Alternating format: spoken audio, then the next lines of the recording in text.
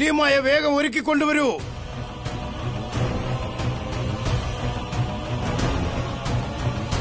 ലീമ, നീ ഇങ്ങനെ മുഖം വീർപ്പിക്കേണ്ട കാര്യമൊന്നുമില്ല. നിന്റെ മകൾ മരിക്കാൻ പോവുകയല്ല. മരിക്കാനല്ല, പക്ഷെ തോൽക്കാൻ വേണ്ടിയല്ലേ പോകുന്നത്. അറിയില്ല ഇനി എപ്പോഴാണ് ഈശ്വരൻ എന്റെ കുഞ്ഞിനെ പരീക്ഷിക്കുന്നത് നിർത്തുന്നതെന്ന്. ഇനി എന്നാണ് ഇവൾ സ്വന്തം കണ്ണുകൊണ്ട് ലോകം കാണുന്നതെന്ന്. ഇനി എന്തായാലും അത് നടക്കില്ല. ഇന്ന് യേശുവിന്റെ പരാജയം ഉറപ്പാണ്. എന്റെ പരമപിതാവായ ദൈവമേ, അങ്ങയുടെ അനുഗ്രഹത്താൽ നീമയ്ക്ക് അവളുടെ പുതിയ ജീവിതം തുടങ്ങാൻ സാധിക്കണേ. നീമയെ സഹായിക്കാനായി എന്നെ എന്തായാലും സഹായിക്കണേ.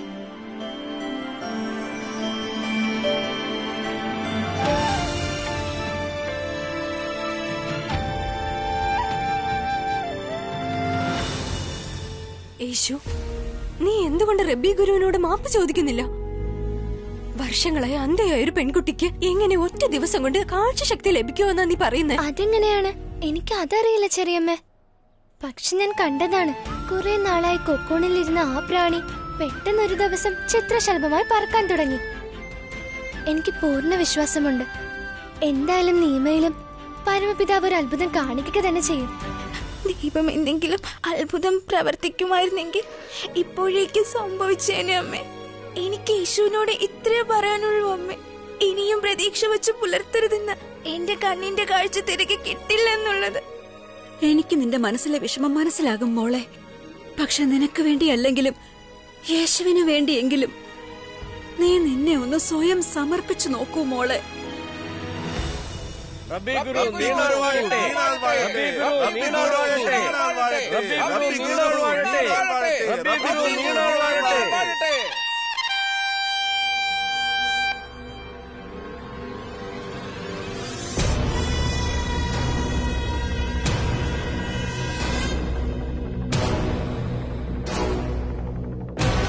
എനിക്കിന്നൊരു വിജയത്തിന്റെ അനുഭൂതിയാണ് അനുഭവപ്പെടുന്നത്. കാരണം ഇന്നത്തെ ദിവസത്തിന് ശേഷം ഈ ഗ്രാമവാസികൾക്ക് മുന്നിൽ എന്റെ സ്ഥാനം വളരെ വളരെ ഉയരത്തിലായിരിക്കും. നീ എന്റെ ഭക്തനെ വഴിതെറ്റിച്ചില്ലേ യേശു? നീ കണ്ടോ, ഞാൻ ഈ ഗ്രാമത്തിലെ എല്ലാ ആളുകളെയും നിനക്കെതിരെ നിരത്തും.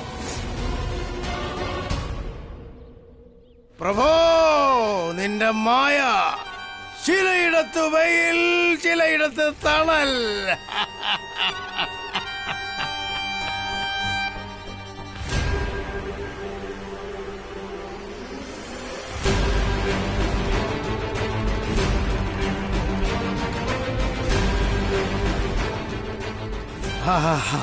എന്തൊരനുഭൂതിയാണിത്.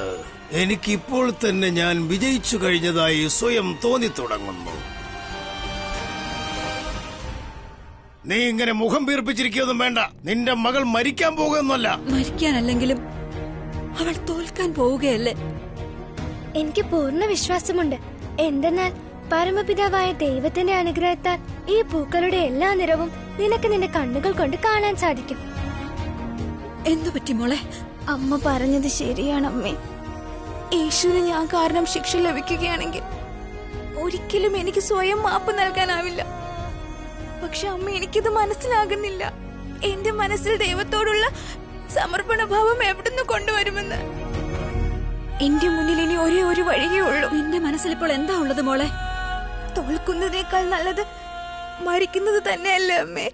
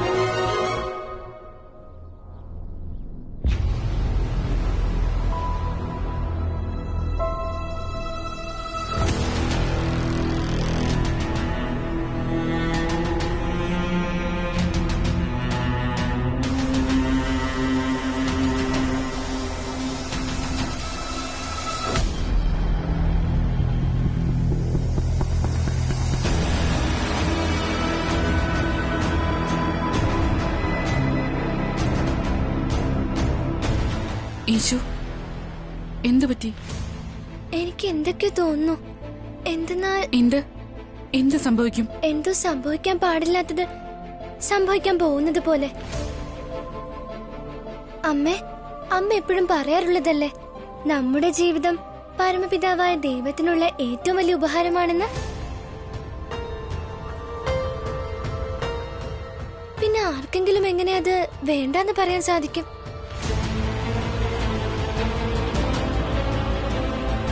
എന്റെ ദൈവമേ, യേശു അങ്ങയുടെ പുത്രനാണല്ലോ. നിമയുടെ മനസ്സിൽ എന്താ ഉള്ളതെന്ന് അവൻ മനസ്സിലാക്കി കഴിഞ്ഞു. ഞാൻ അവന്റെ ചോദ്യങ്ങൾക്ക് എന്തുത്തരമാണ് നൽകുക? ഞാൻ എങ്ങനെ അവനെ പറഞ്ഞു മനസ്സിലാക്കും?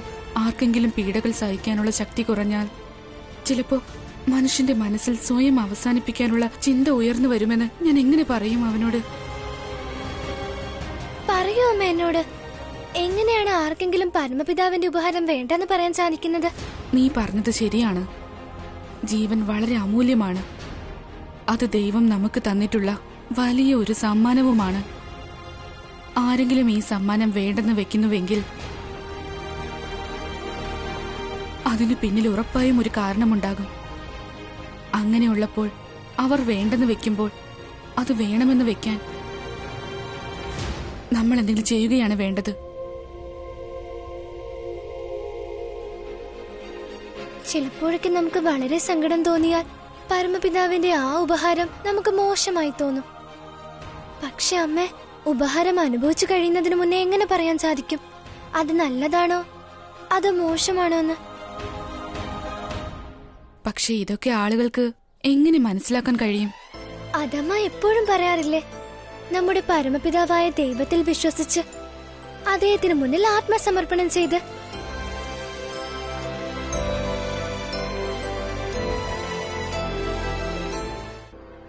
ഗ്രാമത്തിലെ എല്ലാവരും വന്നു കഴിഞ്ഞു ഗുരു.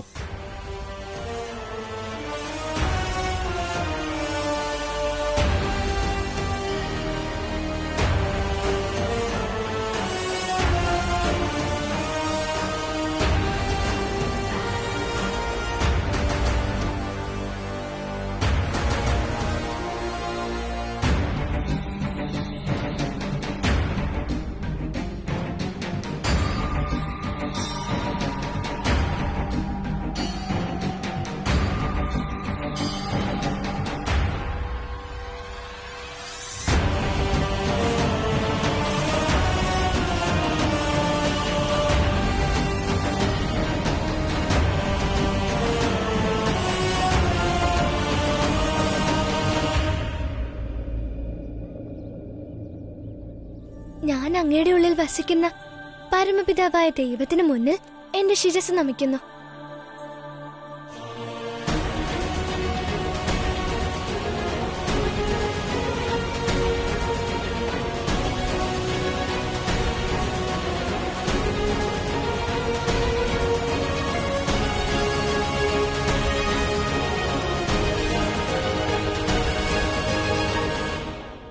നിങ്ങൾക്ക് എല്ലാവർക്കും എന്നെ വളരെ വർഷങ്ങളായിട്ട് അറിയാം.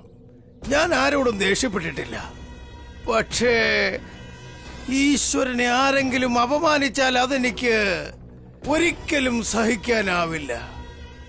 എന്നാൽ ഈ കുട്ടി ഗ്രാമത്തിൽ വന്നത് മുതൽ ഈശ്വരനെ അപമാനിച്ചുകൊണ്ടിരിക്കുകയാണ്.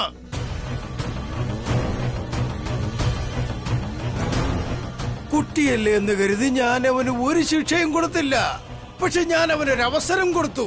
ഇവൻ പറയുന്ന പ്രകാരമാണെങ്കിൽ ദൈവം ആര് പ്രാർത്ഥിച്ചാലും ചെവിക്കൊള്ളും. അപ്പോൾ ഞാൻ അവനോട് പറഞ്ഞു, തെളിയിച്ചു കാണിക്ക. 2 ദിവസത്തിനകം എന്റെ അന്ധയായ മകളുടെ കാഴ്ച തിരിച്ചു കൊണ്ടുവന്ന് കാണിക്കാമോ എന്ന്.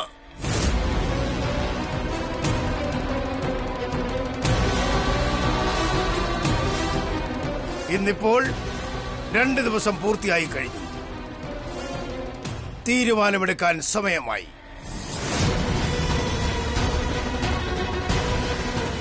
കുട്ടിയുടെ കാര്യത്തിൽ ഒരു തീരുമാനമായ തീരൂ.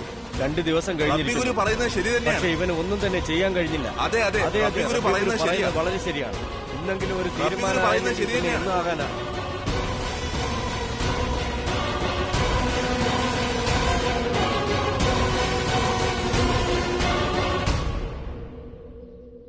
എന്റെ ദൈവമേ, അങ്ങേക്ക് അറിയാവുന്നതാണല്ലോ നീമയോട് യേശുവിന്റെ മനസ്സിൽ എത്രമാത്രം സ്നേഹവും ദയയുമാണ് ഉള്ളതെന്ന് എനിക്ക് വിശ്വാസമുണ്ട്. അങ്ങ് അവിടുത്തെ പുത്രനായ യേശുവിനെ അനുഗ്രഹിച്ച് ഈ വെല്ലുവിളിയിൽ പരാജയമടയാൻ ഇടയാക്കില്ല എന്ന്.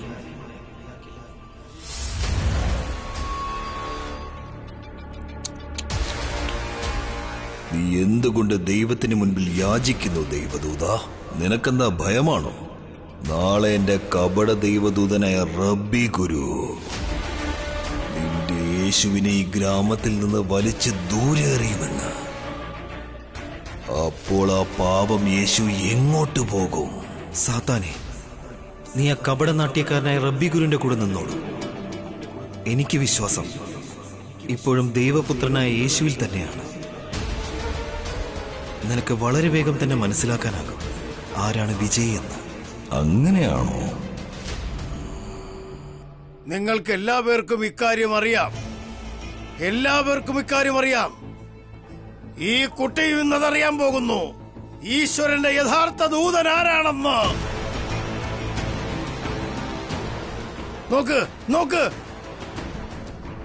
നോക്കൂ, നിങ്ങൾ എന്റെ അന്ധയായ മകളുടെ മുഖത്തേക്ക് നോക്കൂ. അവൾ ഇപ്പോഴും അന്ധ തന്നെയാണ്. സ്വന്തം പാപത്തിനുള്ള പ്രായശ്ചിത്തം ചെയ്യുകയാണ് എന്റെ മകൾ. പാപം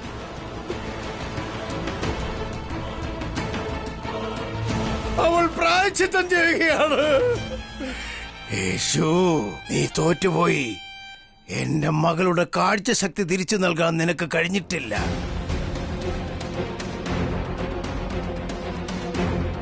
യേശുവിന് അവൻ ഏറ്റെടുത്ത ജോലി പൂർത്തിയാക്കാൻ കഴിഞ്ഞിട്ടില്ല. അതുകൊണ്ട് ഞാൻ ഈ ഗ്രാമത്തിലെ മുഖ്യൻ കൂടാതെ ദൈവത്തിന്റെ യഥാർത്ഥ സന്ദേശവാഹകൻ ഇവന്റെ ശിക്ഷ കൽപ്പിക്കുന്നു.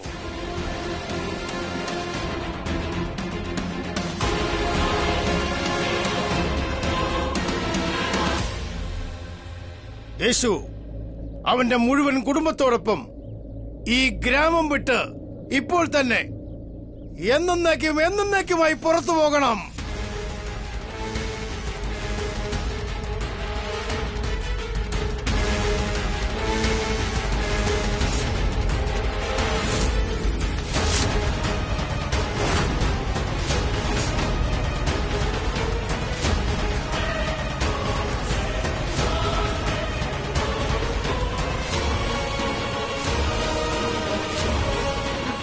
നീ ഇവിടെ എന്ത് കാഴ്ച കണ്ടു നിൽക്കുക? യേശുവിനോട് പറയ്, റബ്ബി ഗുരുവിന്റെ കാൽക്കൽ വീണ് അദ്ദേഹത്തോട് മാപ്പ് ചോദിക്കാൻ. ചെല്ലു മേരി. പക്ഷെ ഇനിയും ഒരു ദിവസം പൂർത്തിയായിട്ടില്ലല്ലോ ഗുരുജി. സൂര്യൻ അസ്തമിക്കും വരെ എനിക്ക് പ്രതീക്ഷയുണ്ട്. പരമപിതാവായ ദൈവം അപ്പോഴേക്കും നീമയുടെ കാഴ്ച എന്തായാലും തിരിച്ചു കൊടുക്കും.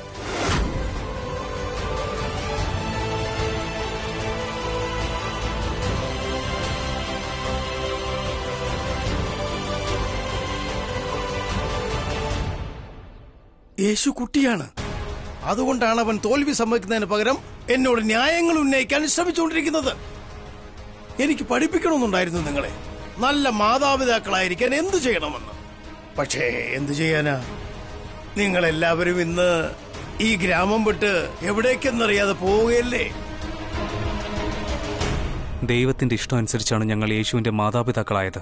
ഞങ്ങൾ അവന് നല്ല സംസ്കാരം പഠിപ്പിച്ചു കൊടുക്കാൻ വേണ്ടത്ര ശ്രമിച്ചിട്ടുമുണ്ട്.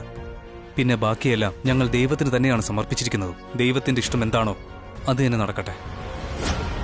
പ്രഭോ, നിന്റെ മായ. യേശു ദൈവം വളരെ ദയാലുവാണ്. പോകുന്നതിന് മുമ്പ് നീ ദൈവത്തോട് എന്താണ് ചോദിക്കാൻ ആഗ്രഹിക്കുന്നത്?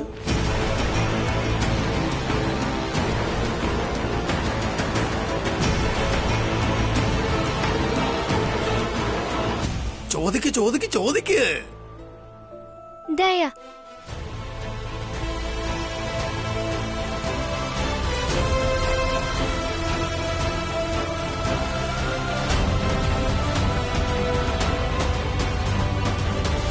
നല്ല കാര്യം. എങ്കിൽ പിന്നെ നീ റബ്ബി ഗുരുവിനോട് മാപ്പ് ചോദിക്ക്. ഇനി നോക്കിക്കോ, നിന്റെ തല ഇനി ഒരിക്കലും ഉയർത്തിപ്പിടിക്കാൻ ഞാൻ അനുവദിക്കില്ല. ദയാ എന്നിൽ നിന്നും എന്തു ദയാണ് നീ ആഗ്രഹിക്കുന്നത് യേശു? പറ. ഞാൻ അങ്ങ് പറയുന്നത് സമ്മതിക്കുന്നു. പരമപിതാവായ ദൈവം ദയാലു ആണെന്ന്. അതുകൊണ്ട് ഞാൻ ദൈവത്തോട് ദയയും അങ്ങയുടെ അനുവാദവും ചോദിക്കുന്നു. ഒരു തവണ നിമയോട് സംസാരിക്കാനായി.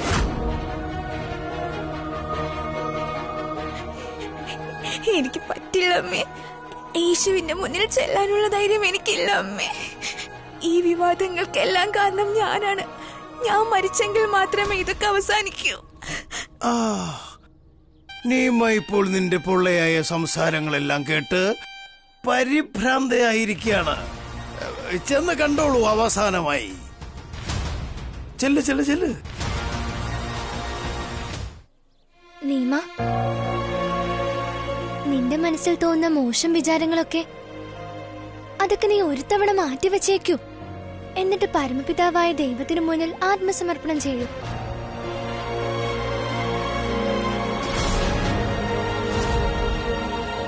നമ്മൾ പരമപിതാവായ ദൈവത്തെ പരീക്ഷിക്കുകയാണെങ്കിൽ അദ്ദേഹവും നമ്മളെ എന്തായാലും പരീക്ഷിക്കും.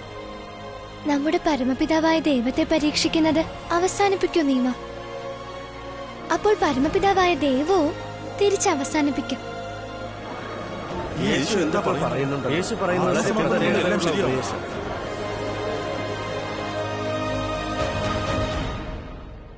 നീ വളരെ നല്ലവനാണ് യേശു. അതുകൊണ്ടാണ് എല്ലാവരിലും നിനക്ക് നന്മ മാത്രം കാണാൻ കഴിയുന്നത്. പക്ഷെ ഈ ലോകം വളരെ മോശമാണ് യേശു, പ്രത്യേകിച്ചും ഒരു അന്ധയായ കുട്ടിക്ക്. കണ്ണു തുറക്കുമ്പോൾ കുഞ്ഞുങ്ങൾ അവരുടെ അമ്മയുടെ മുഖമാണ് ആദ്യം കാണുന്നത്. പക്ഷെ എനിക്ക് ഇതുവരെ ഇരുട്ട് മാത്രമാണ് കാണുന്നത്.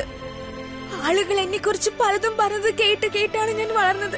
ഞാൻ പാപിയാണത്ര, അതുകൊണ്ടാണ് ഞാൻ അന്ധയായതെന്ന്. പക്ഷെ ആരും ഒരിക്കലും എനിക്കിത് കേൾക്കുമ്പോൾ എന്താ തോന്നുന്നതെന്ന് മനസ്സിലാക്കാൻ ശ്രമിച്ചിട്ടില്ല.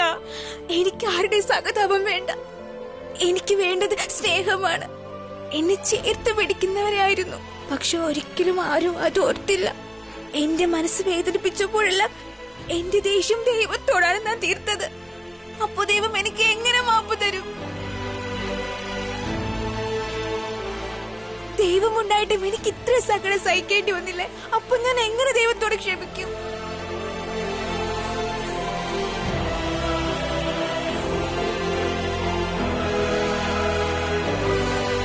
ഞാൻ എപ്പോഴും ഇതിൽ വളരെ കൃതജ്ഞതയുള്ളവളാണ്. അവസാനമായിട്ടാണെങ്കിലും ആരെങ്കിലും എന്നോട് കരുണ കാണിച്ചല്ലോ. ശരി, ഇനി ദൈവത്തോട് ദേഷ്യം കാണിച്ചിട്ട് കാര്യമൊന്നുമില്ല. എനിക്ക് എന്നോട് തന്നെയാണ് ദേഷ്യം.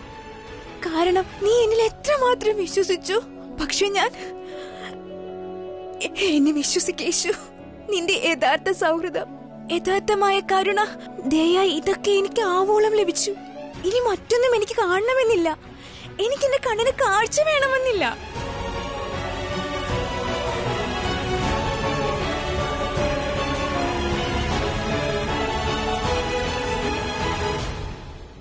നിന്റെ മനസ്സിൽ തോന്നുന്ന മോശം വിചാരങ്ങളൊക്കെ അതൊക്കെ നീ ഒരു തവണ മാറ്റിവെച്ചേക്കൂ. എന്നിട്ട് പരമപിതാവായ ദൈവത്തിനു മുന്നിൽ ആത്മസമർപ്പണം ചെയ്യൂ. ഒന്നെങ്കിൽ നീ പരമപിതാവായ ദൈവത്തിനു മുന്നിൽ സ്വയം സമർപ്പിക്ക, അല്ലെങ്കിൽ ഇത് മനസ്സിലാക്ക്, ആരുടെയെങ്കിലും മുന്നിൽ തലകുനിക്കുക എന്നതിനർത്ഥം പരമപിതാവിന്റെ മുന്നിൽ തന്നെ തലകുനിക്കുന്നു എന്നാണ്.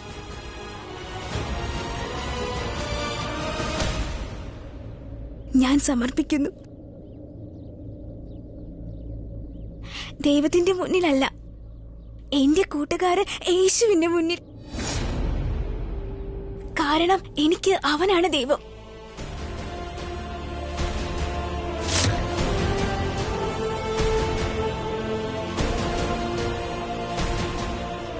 ഞാൻ എന്നെ തന്നെ യേശുവിന്റെ മുന്നിൽ സമർപ്പിക്കുന്നു. അതായത് ഞാൻ എന്നെ തന്നെ ദൈവത്തിന്റെ മുന്നിൽ സമർപ്പിക്കുന്നു.